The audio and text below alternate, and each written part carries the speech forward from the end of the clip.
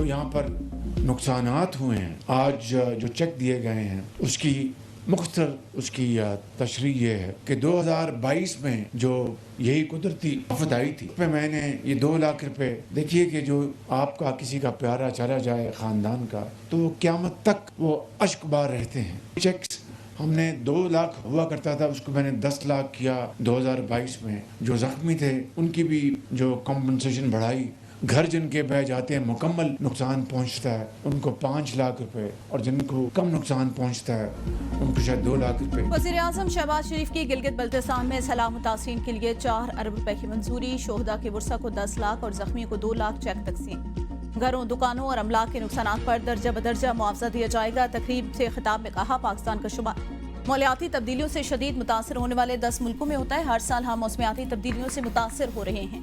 Challenges से निपटने के लिए इक़दामात, वक्त की जरूरत। गिलगित बल्तिस्तान में हालिया बारिशों से बहुत नुकसान हुए। विफाकी इदारे गिलगित बल्तिस्तान हुकूमत के साथ मुकम्मल राब्ते में हैं। जब तक आप दोबारा अपने घरों में आबाद नहीं होते, आपके दरमियान रहूंगा। गिलगित बल्तिस्तान में दानिश स्कूलों का जल्द कयाम अमल में लाया जाएगा। वज़ीर-ए-आज़म से गवर्नर और वज़ीर आला गिलगित बल्तिस्तान की मुलाकात। हालिया बारिशों और सैलाबी सूरत के हवाले से ब्रीफिंग दी। वज़ीर आला ने गिलगित बल्तिस्तान में दानिश स्कूलों के कयाम के फैसले पर वज़ीर-ए-आज़म को खराज तहसीन पेश किया। गिलगित बल्तिस्तान में अमन अमान की सूरत हाल और तरक्याती कामों पर पेशरफ्त से भी गुफ्तगू हुई।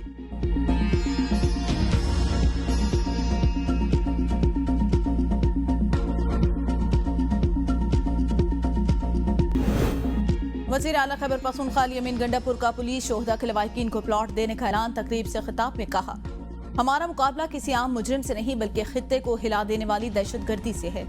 दहशतगर्दी के खिलाफ जंग में जदीद टेक्नोलॉजी नागुज़ीर। पुलिस और फौज ने गैर मामूली दहशतगर्दी का मुकाबला किया। ऐसे दुश्मनों से निपटने के लिए सुपर पावर सतह की फोर्स दरकार है। पुलिस को जदीद असला, टेक्नोलॉजी और बुलेट प्रूफ गाड़ियों की फराहमी जारी। अब तक 105 बुलेट प्रूफ गाड़ियां पुलिस को मुहैया कर चुके। रवां साल पुलिस के लिए 7 अरब रुपए जारी किए।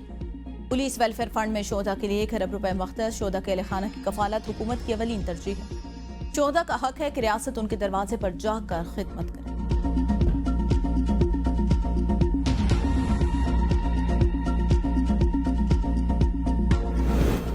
सिक्योरिटी फोर्सेस के पीछे सियासी कुव्वतें नहीं होंगी तो दहशतगर्दों के खिलाफ जंग नहीं जीती जा सकती। बलूचिस्तान और केपी हुकूमत जिम्मेदारियों से बरीउज़्ज़मान नहीं हो सकते। सियासतदान फर्ज निभाएं, खैर जिम्मेदारी काबिल कबूल नहीं। वज़ीर मुमलिकत दाखिला तलात चौधरी का इस्लामाबाद में तकरीब से खिताब। कहा, कुर्बानियों पर तनकीद करने वालों को यह आखिरी वार्निंग है। ये नाकाबिल कबूल है कि आप सिक्योरिटी फोर्सेस के पीछे खड़े ना हों। बॉर्डर के हवाले से अफगानिस्तान से भी बात कर रहे हैं। अफगानिस्तान हमारा हमसाया मुल्क, दहशतगर्दी के खात्मे के लिए हमारा साथ दे। पाकिस्तान और ईरान ने मिलकर दहशतगर्दी के खिलाफ लड़ने का अहद किया।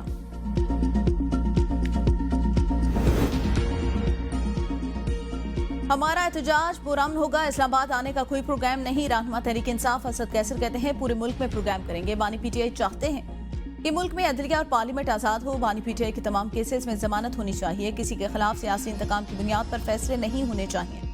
राना सनाउल्लाह के खिलाफ केस गलत बुनियाद पर बना था। केसेस पर बानी पीटीआई ने काबीना में नाराजगी जाहिर की थी। बानी पीटीआई के बेटे वाले से मिलने आ रहे हैं। जिनके पास इख्तियार है, ताकत है, उनसे बात हो सकती है। हुकूमत का बातचीत का कोई इरादा नहीं।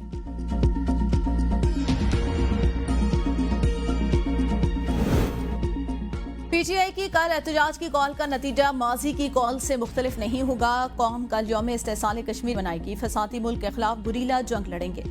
वजीर इत्तलात पंजाब अज़मा बुखारी की प्रेस कॉन्फ्रेंस। कहा, पीटीआई सियासी जमात नहीं, फाशिस्ट ग्रोह है। ये सिर्फ मुल्क में आग लगाना चाहते हैं। इनकी अवामी मकबूलियत के गुब्बारे से हवा निकल रही है। ये ज़मनी इलेक्शन से भी भाग गए। अली अमीन गंडापुर को आश या पार का बहुत शौक है, लेकिन खुद आर पार हो जाते हैं। अमरीकी अखबार में इश्तिहार छुपाने के लिए इनके पास पैसे कहाँ से आए।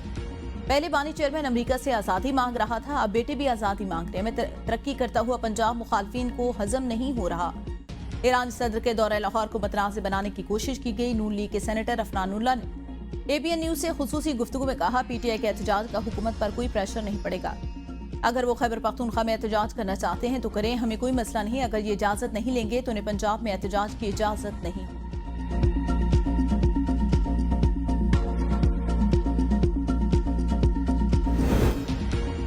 सेक्रेटरी जनरल पीटीआई सलमान अकरम राजा को कल एहतजाज के पेश नजर गिरफ्तारी का खदशा। सीनियर वकील के जरिए इस्लामाबाद हाई कोर्ट से रुजू कर लिया। अपने खिलाफ दर्ज मुकदमात की तफसीलात फराहमी की दरख्वास्त दायर कर दी।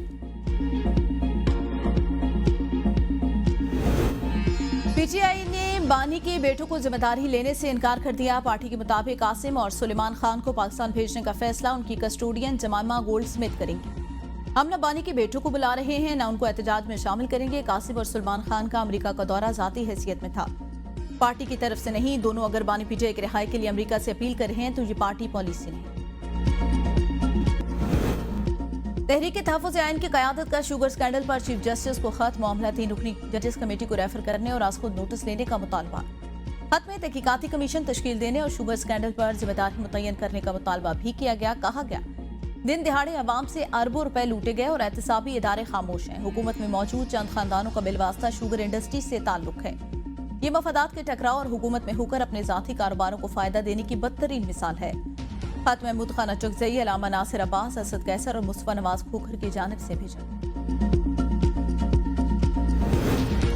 चीनी कार्टेल केस की समाअत मिलों की दरख्वास्त पर मुअख्खर। कंपटीशन कमीशन ने समाअत की नई तारीख 22 ta 25 सितंबर मुकर्रर कर दी। 70 से ज्यादा शुगर मिलों ने समाअत मुअख्खर करने की दरख्वास्त दी। कंपटीशन कमीशन का मजीद इल्तवा न देने और केसेस की रोजाना की बुनियाद पर समाअत का फैसला। कराची के होलसेल मार्केट में चीनी की कीमत में 4 रुपए कमी, कीमत 170 रुपए फी किलो होगी। बिजली 1 रुपए 75 पैसे फी यूनिट सस्ती करने की हुकूमती दरख्वास्त। सार्फिन को मजमूई तौर पर 53 अरब 39 करोड़ रुपए का रिलीफ मिलेगा। बिजली की कीमत में कमी का इतलाक अगस्त, सितंबर, अक्टूबर के बिल पर होगा। सीपीपीए हुकाम का कहना है नीलम जेलम की बंदिश से कैपेसिटी पेमेंट में 18 अरब का फर्क पड़ा। कैपेसिटी पेमेंट की मद में 53 अरब 71 करोड़ कमी आई। मेंबर नेपरा मकसूद अनवर ने इस्तफसार किया, अगर सनतों की खपत बढ़ गई तो इंडस्ट्री बंद होने का शोर क्यों मचा रही है। नेपरा का कैप्टिव पावर प्लांट का लोड बढ़ाने पर डिस्को से तफसीली ब्रीफिंग लेने का फैसला। सिंध की पुलिस पाकिस्तान की बेहतरीन फोर्स, कुर्बानियां देकर सूबे में अमन कायम किया। सीनियर सूबाई वज़ीर शजील मेमन का सिंध असम्बली में खिताब। कहा पुलिस के एहलकार जान हथेली पर लेकर आपकी हिफाजत करता है। माजी में टंडू अल-अजार में मगरिब की जानिब कोई घर से बाहर नहीं निकलता था। कराची एयरपोर्ट पर हमला हुआ तो आईजी खुद मुकाबला कर रहे थे। सिंध में पुलिस का किरदार मिसाली रहा। गुज़िश्ता 25 साल में सिंध पुलिस ने बेहतरीन कारकर्दगी दिखाई। पुलिस का काम दहशतगर्दी के खिलाफ जंग लड़ना नहीं, लेकिन सिंध पुलिस ने लड़ी। हर नमाज के वक्त मसाजिद के सामने पुलिस की ड्यूटी लगाई जाती है। पुलिस को हमेशा तनकीद का निशाना बनाया जाता है। हमें सिंध पुलिस को आला कारकर्दगी पर सलाम पेश करना चाहिए।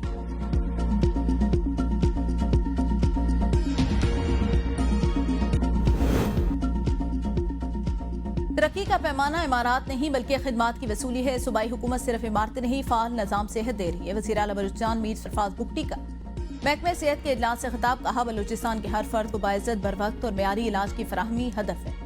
वज़ीर आला को बताया गया कि सूबे में 164 बुनियादी मराकज़ सेहत फाल कर दिए गए। सालाना 12 लाख से ज्यादा मरीजों का इलाज मुमकिन होगा।